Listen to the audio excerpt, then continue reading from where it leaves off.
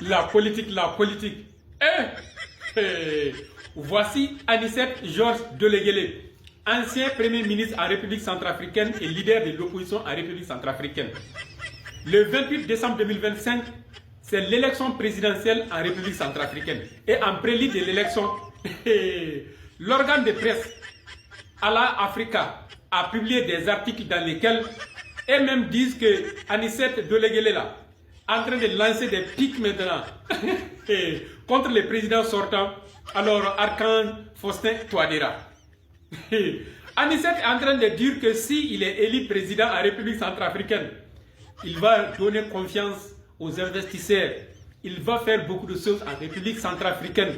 Comme quoi c'est lui quand même l'homme qu'il faut pour le développement de la République centrafricaine. Une façon de discréditer un peu la position de Touadéra. Mais essayons de revenir un peu dans le passé de Anicet Deleguélé. Il a été Premier ministre de 99-2001.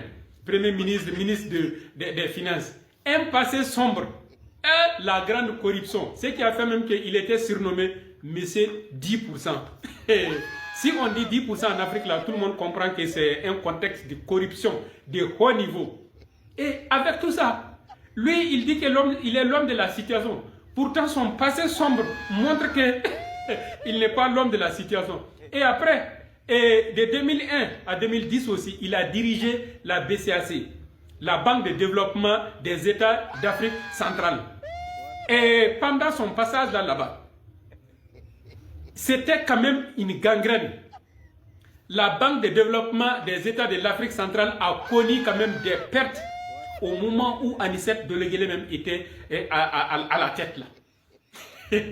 Il a laissé un passé sombre, que ce soit dans le gouvernement de la République centrafricaine de 1999 à 2001, et que ce soit au niveau de la Banque de développement des États d'Afrique centrale, BACAC, il a fait quand même un passé sombre. Mais ces 10% vient maintenant pour discréditer Touadéra. Il dit que c'est lui l'homme de la situation qui peut restaurer tout. Et pour rappel, il y a des articles aussi dans les journaux qui montrent au moment où il était Premier ministre là, il y avait des arriérés des salaires, les fonctionnaires, à peu près 12 mois d'arriérés comme ça. Ah, la politique. Anicet, tu n'es pas l'homme de la situation. La politique, la politique. Voici Anicet Georges Deleguélé, ancien Premier ministre en République centrafricaine et leader de l'opposition en République centrafricaine. Le 28 décembre 2025, c'est l'élection présidentielle en République centrafricaine. Et en prélude de l'élection, l'organe de presse Ala Africa a publié des articles dans lesquels eux-mêmes disent que Anicet Deleguélé là, en train de lancer des pics maintenant contre les présidents sortants, alors Archange Faustin Touadéra. Anicet est en train de dire que s'il est élu président en République centrafricaine, il va donner confiance aux investisseurs.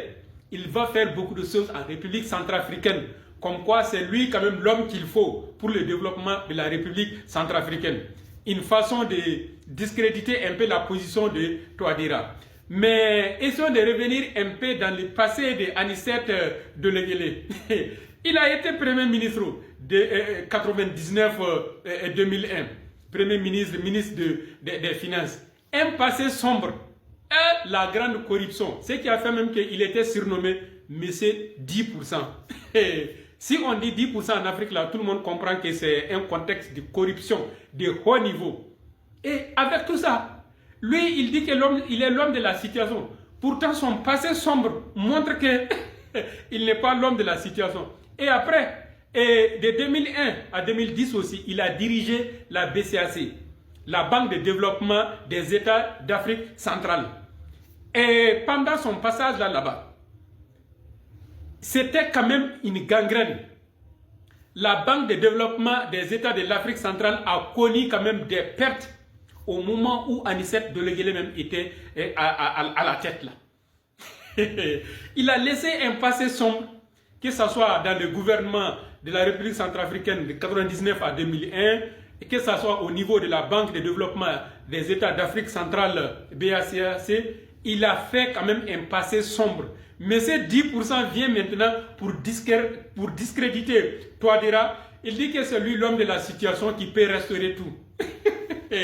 Et pour rappel, il y a des articles aussi dans les journaux qui montrent au moment où il était Premier ministre là, il y avait des arriérés des salaires, les fonctionnaires, à peu près 12 mois d'arriérés comme ça.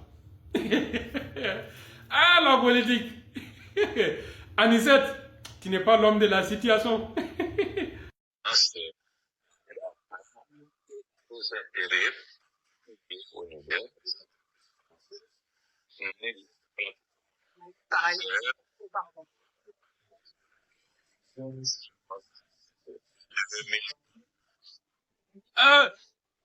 Le mal était vraiment profond. J'espère que vous avez bien écouté les propos de Bazoum. Dire que la France n'a pas des intérêts au Niger, que pratiquement les entreprises françaises là n'existent pas au Niger. Un président qui s'assoit, qui ment au peuple, il est là à faire la politique de la France, au détriment du peuple nigérien. J'espère qu'après son départ, tous les Nigériens ont compris que la France a des entreprises au Niger et que la France a des intérêts au Niger. Dieu merci, heureusement, le général Tchani a chassé l'entreprise là qui exploitait l'uranium au Niger. Est-ce qu'un pays peut avancer avec des présidents? Ces individus qui sont sur leur plateau, qui tous les jours du matin au soir crachent leur venin toxique pour attiser la haine entre les communautés. Ils sont généralement très vilains. Avec leur gueule de misareille, ils ne savent que faire cela. Regardez-les bien. Ils sont là avec des yeux de drosophiles sauvages. Tous les jours, c'est cracher du venin. Ils cherchent à diviser les communautés. Sur les réseaux sociaux, ils sont là et ils sont nombreux. Joyeux Noël à toute la communauté chrétienne. Noël sera ne ka foli di chrétien bɛɛ ye ka Noël caman jira aw la